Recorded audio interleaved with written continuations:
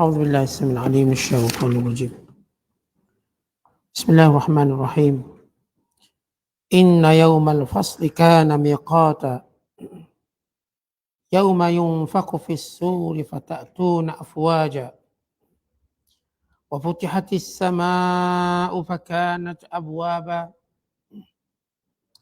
وسيرت الجبال فكانت سرابا إن جهنم كانت مرصادا للطاغين مآبا لابسين فيها أحقابا لا يذوقون فيها بردا ولا شرابا إلا حميما وغساقا جزاء وفاقا إنهم كانوا لا يرجون حسابا وكذبوا بآياتنا كذابا وكل شيء أحصيناه كتابا فذوقوا فلن نزيدكم إلا عذابا. صدق الله العظيم.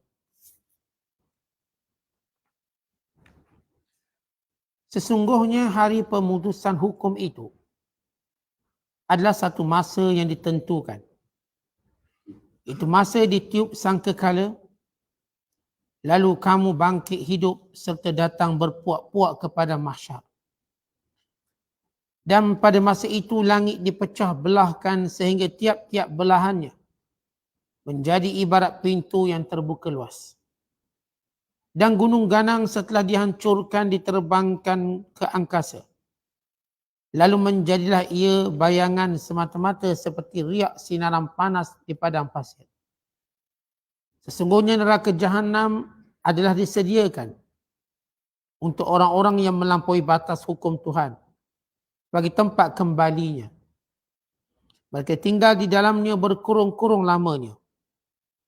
Mereka tidak dapat merasai udara yang sejuk di dalamnya dan tidak pula sebarang minuman kecuali air panas yang menggelegak dan air danur, yakni nanah yang mengalir, sebagai balasan yang sesuai dengan amal mereka yang buruk.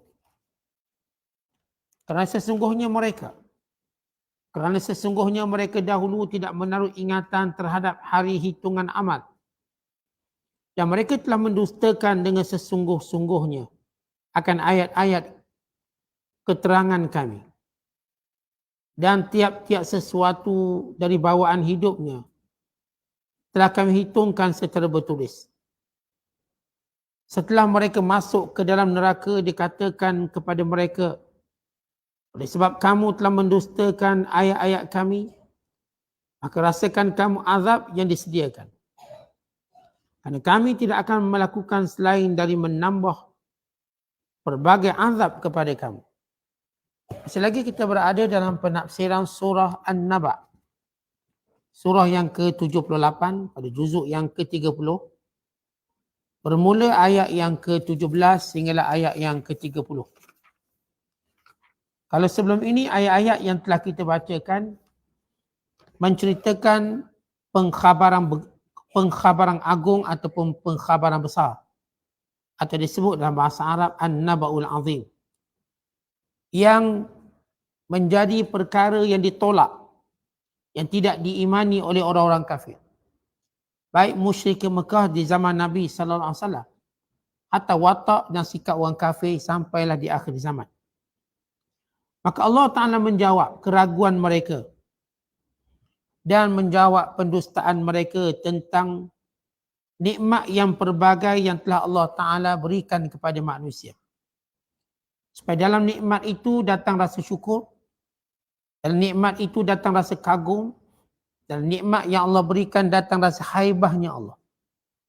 Bila datang rasa haibah, datang rasa syukur, maka ini akan mendorong mereka untuk berfikir kembali tentang keimanan mereka. Kerana semua benda yang mereka lihat itu menandakan kekuasaan Allah. Bukan kekuasaan yang bersifat nikmat. Anugerah yang Allah berikan pada manusia sejagat.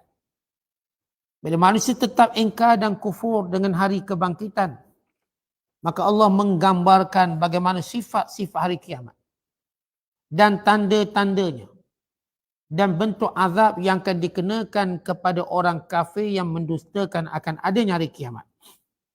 Bila mana Allah Ta'ala menyatakan inna yaumal fasl, sesungguhnya hari kiamat itu dinamakan dengan yaumul fasl. Perkataan al-faslu artinya Allah akan mengadili makhluk-makhluknya. Sama ada memberi balasan pahala ataupun menghukum dan memberi azab kepada mereka. Perkataan al-fasl yakni penghakiman. Hari penghakiman. Maka Allah menamakan hari kiamat itu hari penghakiman, bukan sekadar hari keruntuhan kehancuran alam. Kalau ia cuma keruntuhan dan kehancuran alam, maka habis macam tu. Tapi ia hari di mana manusia akan diadili. Sekecil-kecil perbuatan mereka, apatah lagi besar. Setiap mereka akan mendapat balasan yang tersendiri. Kata Allah, kana miqata. Perkataan miqata artinya telah ditentukan waktunya oleh Allah Ta'ala. Waktu di mana akan berakhirnya dunia. Waktu di mana akan menjadi suatu faisal, satu penghakiman besar kepada manusia. Suatu waktu yang dikenali sebagai waktu untuk manusia menilai perbuatan mereka. Kata Allah Ta'ala, yauma yunfaqu fis-sur fatatuna afwaja. Maka Allah menceritakan bagaimana alamat-alamat tanda kiamat dengan 3 tanda. Pertama Allah menjelaskan akan berlaku kiamat. Apa itu kiamat? Hari yang diputuskan, hari yang akan dihakimi kamu semua. Dan Allah menamakan ia sebagai miqat, waktu yang telah ditentukan. Waktu di mana akan tamatnya dunia. Waktu di mana akan tamatnya amalan. Kemudian Allah menyebut 3 alamat bagi tanda besar ini. Yang pertama Allah menyebut yauma yunfaqu fis-sur, hari di mana ditiupkan angin sangkakala. Bila Allah menyatakan yunfakh, siapa yang meniupnya? Sepakat ulama yang meniupnya ialah malaikat Israfil alaihissalam. Setengah ulama menyatakan malaikat Israfil antara malaikat yang memikul arasy Allah selain daripada meniup sangkakala. Dan Nabi SAW bila bangun qiyamul lail, sebagaimana hadis yang diriwayatkan oleh Aisyah radhiyallahu ta'ala anha, Nabi akan kata, Allahumma rabb Jibril wa Mikail wa Israfil fatiras samawati wal ard alimul ghaibi wasyahadah. Wahai Tuhan Jibril, wahai Tuhan Mikail, wahai Tuhan Israfil, pencipta langit dan bumi, yang mengetahui yang gaib, yang tersembunyi dan yang nyata. Rasulullah menyebut sini perkataan Israfil. Malaikat yang Rasulullah pernah jumpa. Dalam menunjukkan kesiapsiagaan malaikat ini meniup sangkakala. Di mana Nabi SAW menceritakan bagaimana malaikat Israfil ini tidak berkelip matanya, meletak peniup di hujung bibirnya dalam keadaan menunggu arahan daripada Allah Ta'ala. Tak kelip walaupun satu kelipan. Kenapa? Sedang bersiap siaga menunggu arahan. Umpama bila seorang nak tunggu satu arahan, dia tak akan kelip mata dia. Macam contoh kalau kita tengok orang nak berlari 1 meter, sementara nak tunggu pistol tembak tu, tak ada orang berani kelip mata. Kerana kelip berarti mereka akan terbabas waktunya. Penting. Mereka tak berani kelip. Kerana setiap detik itu begitu bila-bila masa. Demikian malaikat Israfil tak kelip mata dia. Menunggu. Dan gambaran malaikat Israfil yang begitu besar. Bahkan diriwayatkan bagaimana buk.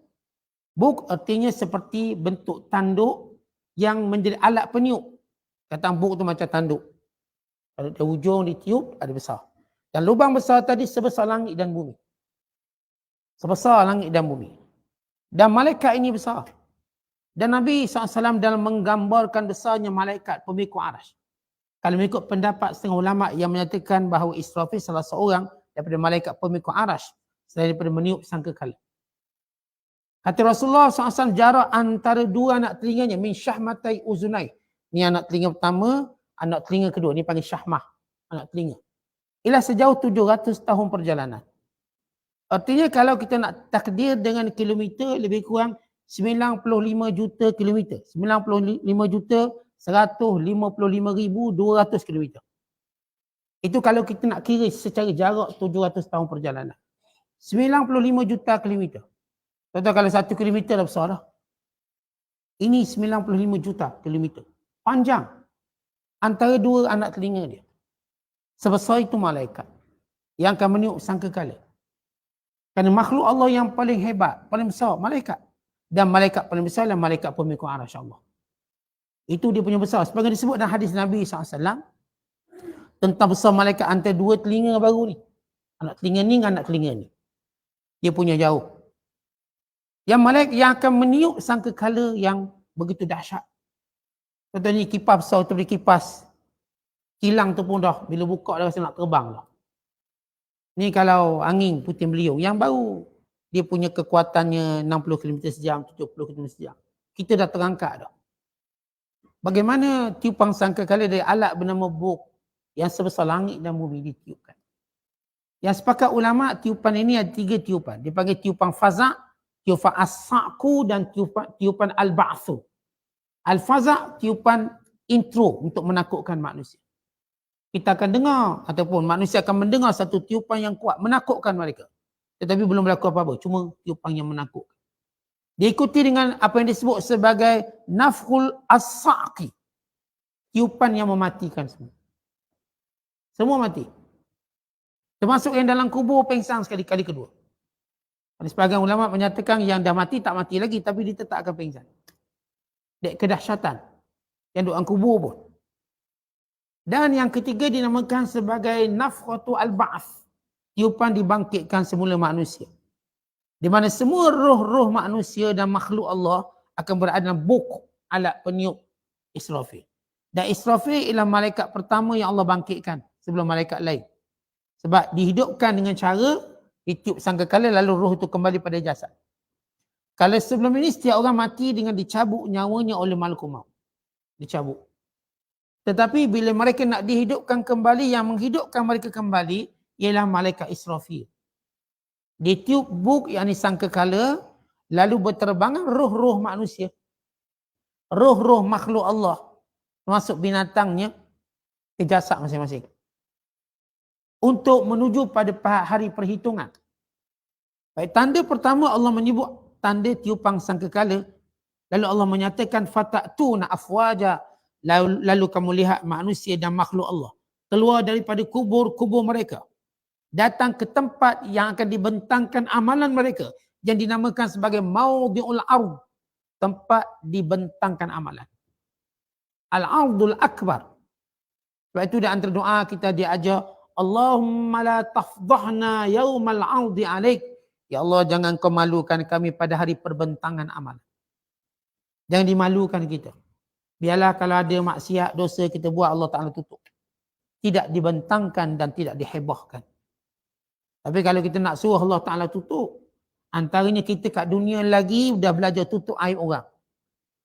Kalau kita kat dunia kerjanya duk kebel aib orang, intai aib orang, hebohkan aib orang, maka gelap masa depan kita. Sebab disebut dalam hadis Nabi SAW, man satara musliman satarahullah.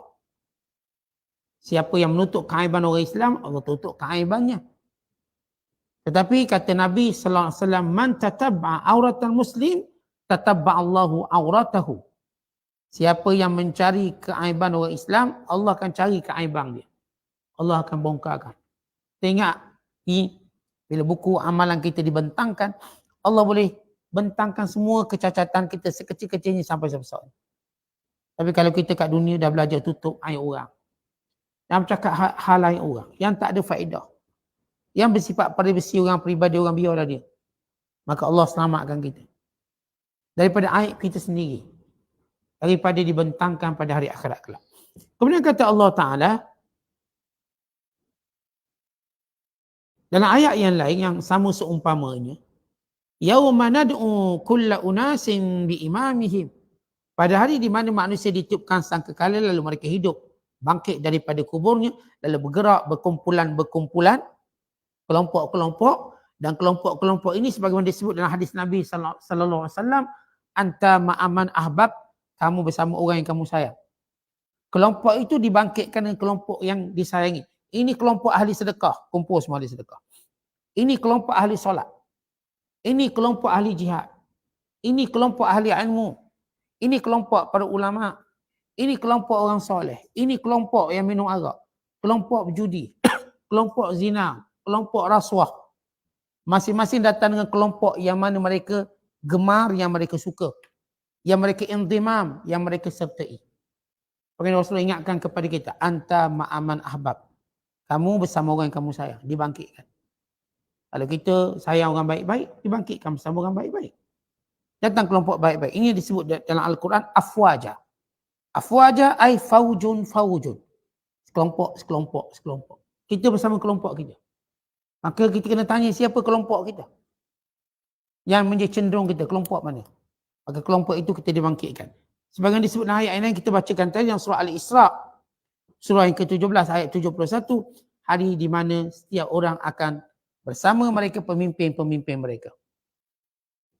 Dia bukan sekadar dengan orang yang kita sayang. Kita mesti ada bos kita. Siapa bos?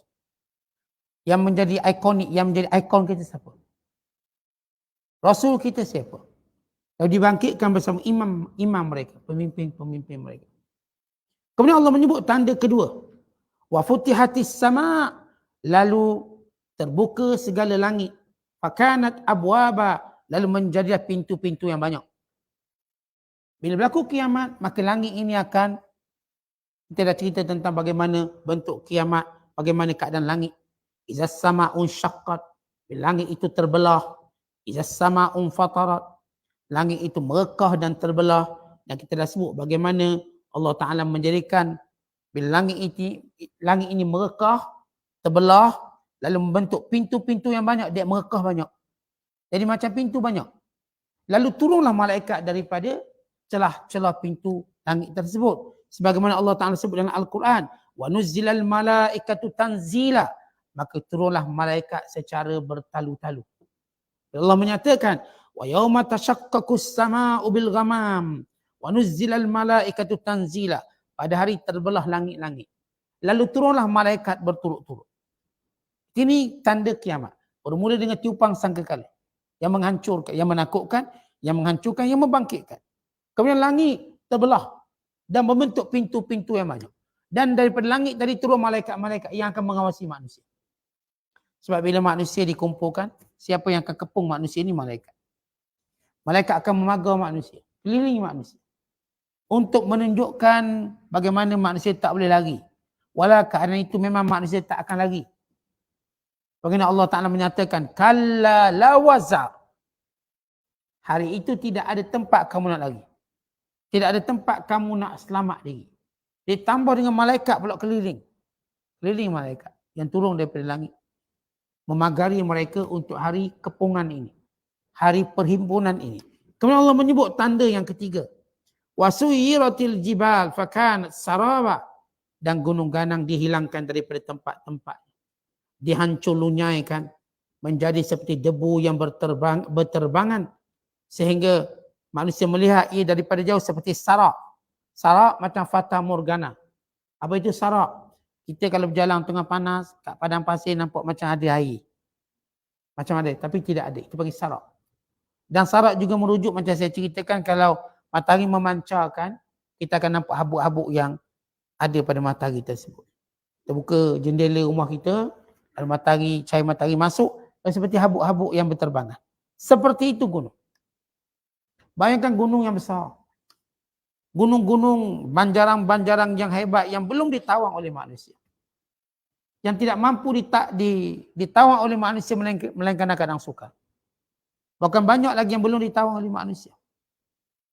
Maka gunung ganang ini Allah Ta'ala menceritakan bagaimana dia akan dilunyaikan, dihimpunkan dengan bumi lalu dihancurkan. Disebut dalam ayat yang lain. Wa humilatil ardu wal jibal fadukkata dakkatan wahidah. Bawa bumi dengan gunung-gunung sekali, dilunyaikan sekali. Dakkatan wahidah. Dihancurkan dengan satu hancuran. Habis. Dengan bumi, dengan gunung hancur sekali. Kita ambil macam contoh, ambil apa-apa ni, ambil karipat letak, penyek sekali. Maka hancur, tak ada apa-apa. Maka demikian gambaran bumi. Yang kita nampak macam hebat bumi ni. Yang kita nampak macam agung, dia akan hancur. Bahkan tanda-tanda kehancurannya cukup jelas sampai hari ini. Tanya semua saintis, baca semua kajian sains. Bagaimana dunia melalui proses kehancurannya. Dengan musim yang tidak menetap. Dengan situasi kehancuran bumi dengan pelbagai bentuk. Cukup kalau kita tahu dengan ini bom nuklear yang disimpan oleh manusia. Ini kalau hancur ni macam mana keadaan dunia hancur. Tetapi kiamat itu gambaran lebih teruk pada itu. Kalau hari ni dia orang buat test bom nuklear, bom hidrogen, bom atom, dan nampak dahsyat dah. Membentuk kepulan cendawan yang membahayakan, kesan radioaktif yang membahayakan. Itu pun kita dah takut, dah gerung. Tentang bagaimana kiamat. Hancur semua bumi. Ambil bumi hancur sekali. Umpama kalau kita tengok bila manusia gunakan kapal selam masuk dalam laut. Pada tekanan yang paling tinggi. Maka kapal selam itu meletup. Hancur. Sehingga tak ada tinggal pun sisa badan manusia. Jangan kata, kita katakan manusia, kapal selam tu sendiri tak ada apa. Hancur. Itu baru tekanan laut. Yang kedalaman 800 meter. Bayangkan bagaimana kiamat nanti bumi, gunung, diletakkan sekali, lalu dipenyek, dihancurkan sekali. Itu gambar yang disebut oleh Allah dalam Al-Quran. Kemudian kata Allah, ketika mana menyebut 3 tanda besar kiamat. Iaitu ditiup sangkakala, dan langit terbelah, membentuk pintu-pintu yang banyak, dan gunung ganang dihilangkan daripada tempatnya, jadilah dia sebagai debu yang berterbangan. Kemudian Allah menyebut, bumi dah tak ada apa. Maka Allah terus menyebut balasan orang kafir. Kenapa disegerakan sebut balasan orang kafir? Tidak disebut dahulu balasan orang beriman. Untuk menunjukkan hari itu hari kemurkaan Allah. Mengatasi daripada hari rahmat Allah Ta'ala. Allah amat murka. Maka kerana itu Allah mendahulukan hukuman pada orang kafir. Allah akan dahulukan hukuman pada orang kafir. Sebelum diberikan balasan pada orang beriman. Untuk menunjukkan betapa murkanya Allah pada kelompok dan golongan ini. Dia bukan tunggu orang beriman masuk syurga dulu ke? Tak. Dia belasah dulu ataupun dihukum dulu orang kafir. Sebab itu Allah sebut. Inna jahannama kanat mirsada. Sesungguhnya neraka jahannam sudah siap sedia untuk orang-orang kafir. Kata kanat mirsada. Mirsada makna sudah menanti dah. Dah menunggu. Umpama jerak sudah menunggu ayam untuk masuk dalam jerak. Jerak tu dah lama dah. Nak menunggu mangsa masuk. Neraka ini Allah menyatakan mirsada. Sedang menanti golongan kafir. Tak sabar neraka. Menanti dah. Disediakan. Kemudian kata Allah. Littagina ma'aba. Bagi orang-orang yang melampau. Siapa tahu di sini? Yang kufur pada Allah. Pada Rasulnya. Pada ayat-ayat kebesaran Allah. Pada tanda. Pada hal keimanan hari kiamat. Ini semua taghut. Littagin. Bukanlah orang yang buat dosa besar. Itu lain. Kerana adanya syafaat. Adanya rahmat. Selagi mana manusia itu ada iman. Maka mereka ni masih ada ruang pengampunan. Yang kita dah sebut tentang ruang-ruang pengampunan. Sama ada dengan sebab syafaat. Daripada Nabi SAW. Atau syafaat orang-orang beriman. Malaikat. Ataupun keampunan Allah dengan rahmatnya. Ataupun amal-amal soleh dia. Yang datang untuk menghilangkannya. Sebagaimana kita sebut kelebihan zikir. Sebut bahawa ada orang bawa dosanya seperti gunung ganang. Maka datang zikir-zikirnya meleburkan gunung ganang dosanya. Dia kelebihan berzikir. Ataupun datang doa-doanya yang menjadikan hilang segala dosa-dosanya. Sebab dia pernah doa minta, ya Allah ampunkan dosaku, ampunkan dosa. Walau dia buat dosa juga, tapi dia minta ampun. Dia sebut dalam hadis kursi. Allah Ta'ala berfirman, hamba-Ku bila mana melakukan kesalahan, dia berkata, ya Allah ampunkan dosaku. Dia mengetahui bahawa dia ada Tuhan. Dan dia mengetahui tidak ada yang mengampunkannya melainkan aku. Kemudian dia kembali melakukan dosa. Lalu memohon ampun kepadaku dan aku mengampuninya. Kerana dia tahu tidak ada Tuhan melainkan aku. Dan tidak akan mengampunkan dosanya melainkan aku. Dan aku akan berkata kepadanya, lakukan apa yang kamu nak. Selagi mana kamu minta ampun, aku ampunkan. Aku ampunkan. Artinya orang beriman lain. Orang yang diiman, dia bukan dalam perbicaraan ayat ini. Litaring di sini ialah orang kafir. Orang-orang yang melampau. Ma'aba tempat kesudahan mereka. Apa dia? Jahannam. Neraka jahannam. Ma'aba itu tempat kembali. Labithina. Labithin mereka kekal dalam tu. Labithin. Kepada perkataan labisa, yalbasu. Labis duduk situlah. Selama-lamanya. Dan Allah mentahkikkan lagi makna lama dengan firmannya. Labithina fiha ahqaba. Daripada perkataan haqab. Ahqaba berkurung lamanya. Lama. Bukan sekadar Allah sebut dalam perkataan labisin, duduk lama. Ahqaba, ditambah lagi dengan makna haqa, yakni zaman berzaman. Mereka akan duduk lama zaman berzaman. Maksudnya tak keluar-keluar. Maksudnya mereka kekal abadi. Dalam mana? Dalam neraka jahanam. Kemudian Allah menyebut lagi, la yadhukuna fiha, mereka tidak dapat merasakan padanya bardan, kenyamanan, kesejukan. Mereka tak akan rasa sejuk dalam itu. Yang mereka rasa ialah kepanasan. Api neraka. Wala syaraban, dan tidak juga minuman. Allah menggambarkan dalam neraka tadi, cuacanya tidak nyaman. Mereka takkan rasa cuaca nyaman walau sedikit pun. La yadhukuna fiha bardan, tak akan rasa sejuk walau sekali pun, walau sedikit pun, kerana kepanasan yang sentiasa menggelegak. Wala syaraban, dah bila panas nak minum air. Gambaran bila kita panas, yang pertama kita ingat apa? Air. Kalau sejuk kita tak fikir air. Lalu Allah jawab, wala syaraba, air pun tak ada. Tapi apa yang ada? Illa hamima, melainkan air yang menggelegak. Wa ghassaqa, perkataan ghassak artinya air nanah. Air nanah yang keluar daripada kemaluan wanita. Pelacur wanita. Air nanah yang bercampur dengan darah-darah ahli neraka. Yang dibakar dalam bentuk nanah-nanah mereka. Mengalir nanah dengan bau busuk. Yang akan menjadi minuman mereka.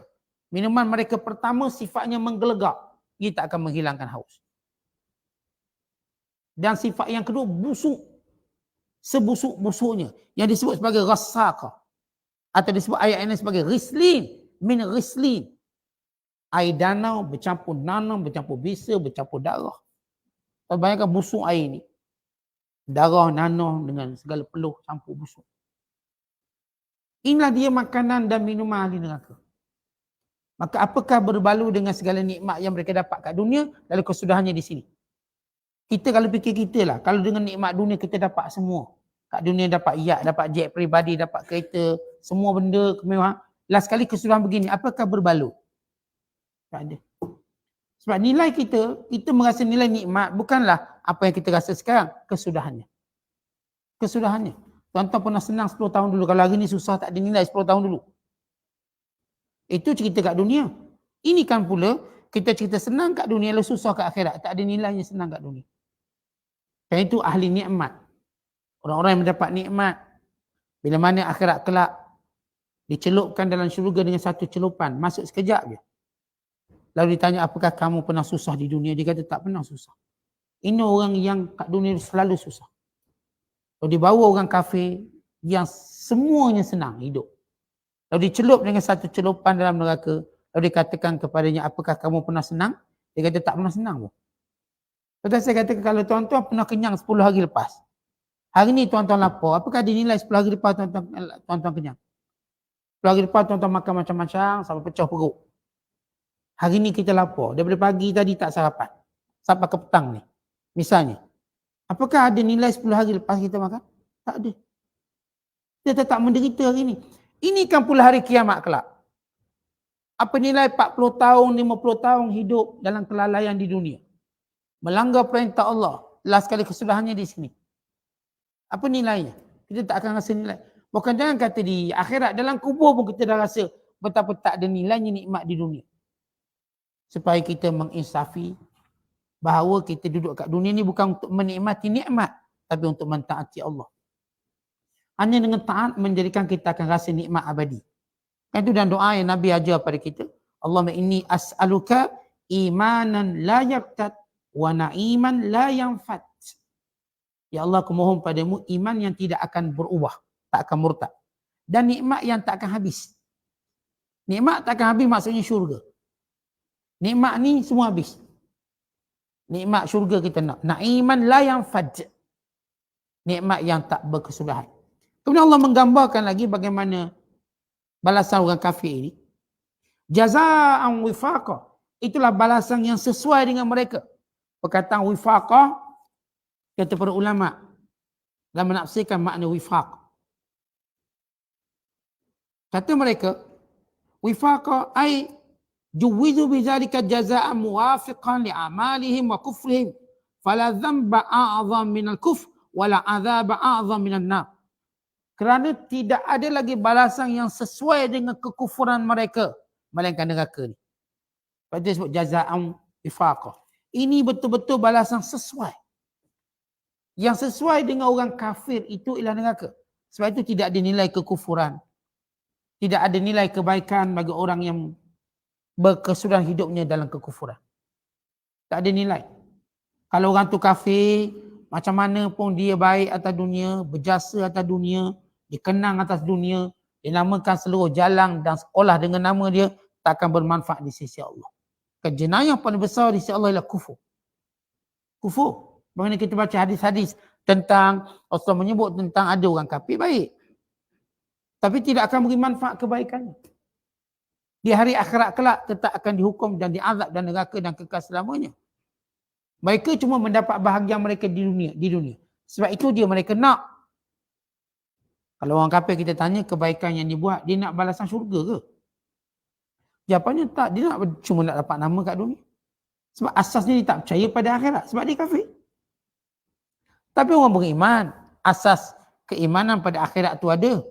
Cuma kekuatan iman mereka yang menjadikan mereka lalai seketika.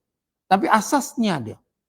Maka bagi yang kafir tak percaya langsung, kata Allah neraka lah wifaqa, balasan yang paling sesuai.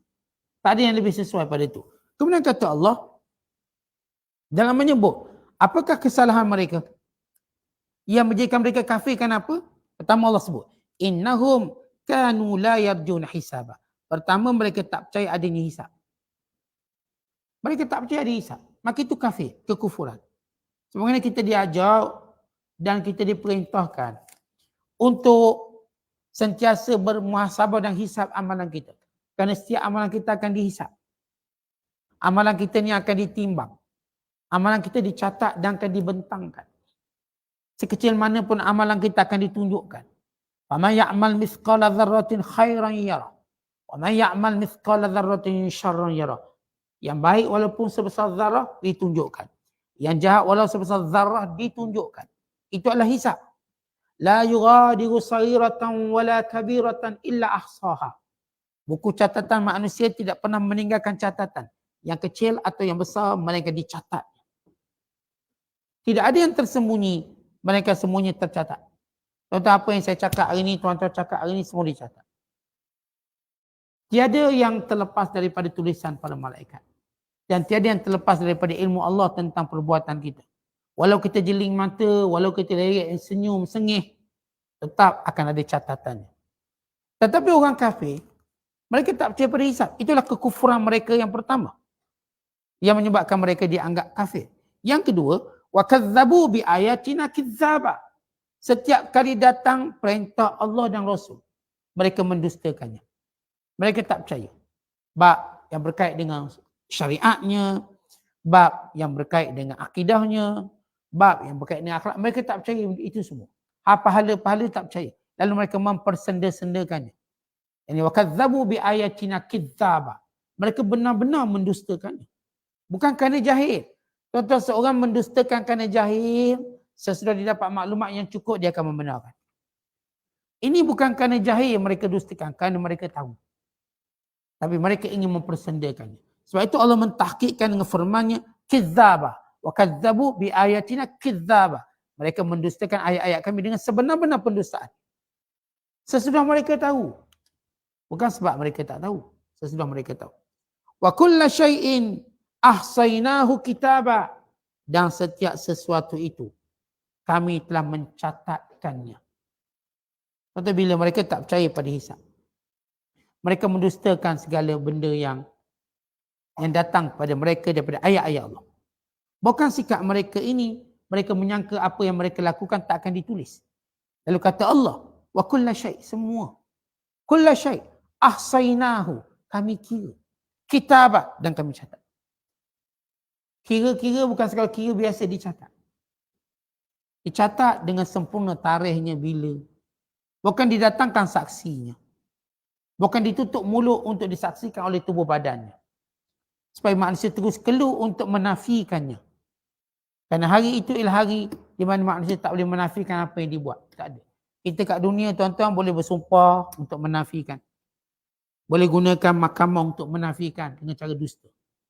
Boleh buat macam-macam untuk kita mendustakan apa yang benar. Tapi tidak di hari akhirat kelak.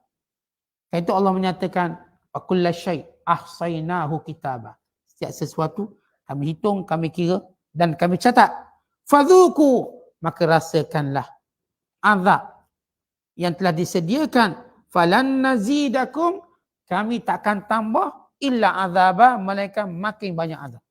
Dalam ayat ini kata para ulama, bila Allah menyatakan fadhuku, sila rasakan wahai ahli neraka disebabkan kekufuran kamu, pendustaan kamu akan ayat-ayat Allah dan buruknya amalan kamu. Sebab kamu nyangka Tuhan tak akan catat apa-apa, maka perangai kamu buruk. Dzuku ma antum fihi minal azabil alim fala nazidakum illa azaban min jinsih. Rasakan azab yang telah kamu persendakan dan kami akan menambah azab itu dengan tambahan yang lebih banyak. Kata Abdullah bin Amr bin Al-As, lam yanzil ala ahli an-nar ayatun ashaddu min hadhihi al-ayah fadhuku falan nazidakum illa azaba fahum fi mazidin min al-azabi abada. Tidak ada ayat yang lebih berat, yang lebih dahsyat yang diturunkan kepada ahli neraka lebih pada ayat ini. Kenapa? Kerana Allah kata, rasakan, kami akan tambah lagi azab. Rasa. Ini rasa dulu. Dan kami akan tambah. Sebagainya kita sebut azab neraka, dia sentiasa bertambah. Dengan pelbagai bentuk. Tak ada cerita ala bisa tegar biasa, tak ada. Kat dunia mungkin. Dah biasa kena sebab, dah tak sakit. Dah biasa kena buli, dah tak rasa kena buli. Tapi akhirat kelak, azab neraka berlainan. Kerana azab ini, pertama dia tak akan diringankan. La yukhaffafu anhum. Tak akan diringankan. Dan yang kedua kita katakan walahum yunzarun. Mereka tak ada rehat. Dan yang ketiga, azab ini akan ditambah lagi pelbagai bentuk. Tak boleh kita bayangkan bagaimana bentuk itu ditambah. Bukan sekadar bentuk apinya marak menjulang. Bukan kepelbagaian rantainya, sebatannya, tukulnya, kalajengkingnya dan lain-lain azab. Dengan lubangnya, dengan kawahnya, bukan dengan gunung nerakanya yang mereka memanjatnya untuk melepaskan diri, lalu dia rentak pada tali-tali yang membelenggu badan mereka, jatuh terburai mereka, kemudian mereka cuba melakukan kembali dengan tutupan fi amadin mumaddadah. Ini ditutup macam yang panggang tu, daripada segenap arah datang api, bukan bawah je. Umpama kalau kita letak air yang panggang, kita tutup, artinya kepanasan tu datang daripada segenap pihak. Atas rasa, bawah rasa, kanan rasa, kiri rasa, pelbagai bentuk. Bayangkan nak menghabiskan waktu secara abadi dengan pelbagai bentuk azab. Kalaulah kita kena hukum sehari pun dah cukup dah. Jangan kata abadi. Maka ini amalan besar kepada orang-orang yang kafir. Bahawa yang dijanjikan kepada mereka oleh Allah Ta'ala ialah pertambahan azab.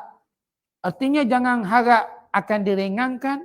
Jangan harap harta mereka boleh tolong, anak pinak mereka boleh tolong. Kerana Allah telah menjanjikan. Bagaimana kata Amr bin Al-As, tidak ada ayat yang lebih dahsyat, menggerungkan, yang diturunkan pada orang kafir lebih pada ayat ini. Rasakan azab, kami akan tambah lagi azab. Fadhuku falan nazidakum illa azab. Rasakan azab ini dan kami akan tambah lagi dengan azab yang pelbagai. Ini balasan pada orang yang mendustakan ayat-ayat Allah yang kafir. Yang kafir, yang tak percaya. Sebab kita dah sebut, bila Allah intro daripada ayat 1 hingga 16 sebelum ini, Allah intro tentang nikmat Allah beri pada manusia. Dalam nikmat itu ada kekuasaan Allah. Dalam kekuasaan Allah itu ada kebesarannya. Untuk kamu tahu bahawa Allah yang berkuasa menjadikan ini semua, Allah ni yang akan jadikan neraka dan syurga. Dan neraka bagi orang yang mendustakan Rasul yang diutuskan. Dan syurga bagi orang yang beriman. Maka Allah mulakan dulu dengan neraka. Sebab kita kata gambaran kemurkaan Allah. Kemarahan Allah. Kerana waktu itu disebut oleh para Nabi, termasuk Nabi kita SAW. Hari di mana Allah tidak pernah marah seperti hari itu. Kalau kita analogi mudah. Kalau hari seorang tu marah, walaupun di situ ada orang tak bersalah, pasti orang marah kena dulu pelengkung dia. Kena pelengkung dulu. Orang yang dimarahi, kena dulu. Dan kadang orang yang baik pun jadi gerung tengok. Walau orang yang baik ni tak akan kena. Tapi nak beritahu kemurkaan Allah hari itu. Karena itu para Nabi tak berani angkat kepala lalu berkata nafsi, nafsi. Diriku, diriku. Hari ini Allah tidak pernah murka seperti ini. Kat dunia, Allah Ta'ala beri peluang. Allah tak tunjuk kemurkaannya. Tapi Allah tunjuk rahmatnya, kasih sayangnya. Allah beri peluangnya. Ini kat dunia. Sehingga peluang tadi menyebabkan ramai orang tertipu dan terpedaya. Lalu orang kafir menyangka Allah sayang dia dengan nikmat mereka dapat dan kekal mereka dalam kekufuran. Ahli maksiat juga menyangka begitu kerana tertipu. Tertipu. Sedangkan memang di dunia bentuk ujian macam tu. Tapi akhirat kelak. Semua orang akan mengetahui bagaimana Allah akan murka bagi setiap yang kufur pada Allah, bagi setiap yang menderhaka pada Allah, bagi setiap melakukan kesalahan, semuanya akan bimbang dan takut. Atau orang baik pun takut. Bayangkan Rasul-Rasul pun takut. Walau mereka tak buat salah, mereka maksum. Itulah hari yang amat dahsyat. Hari yang akan dilalui oleh semua manusia. Tak ada terkecuali. Dan kita dalam tempoh menunggu. Tempoh menunggu dan Allah Ta'ala menyebut bagaimana cepatnya hari ini berlaku. Innahum yarawnahu ba'ida wa narahu qariba. Mereka menyangka hari ini jauh. Sebenarnya hari ini dekat. Kerana kita dah sebut bila berlaku je hari ini, kita tak akan ingat lagi hari sebelum ini. Sebagaimana hari ini, tuan-tuan tengok hari ini, apakah tuan-tuan ingat hari yang dah 10 tahun ke belakang? Tuan-tuan dah tak ingat. Tuan-tuan cuma nampak hari ini. Seperti hari ini begitu cepat berlaku. Apatah lagi hari kiamat. Kita dah lupa 60 tahun hidup, 70 tahun hidup. Dan hari inilah hari yang segala-galanya. Yang menjadi penentuan kepada manusia yang disebut oleh Allah sebagai miqata, hari penentuan. Yaumal fasl, hari penghakiman pada semua manusia atas kebaikan atau kejahatannya. Wallahu a'la wa bissawab. Assalamualaikum.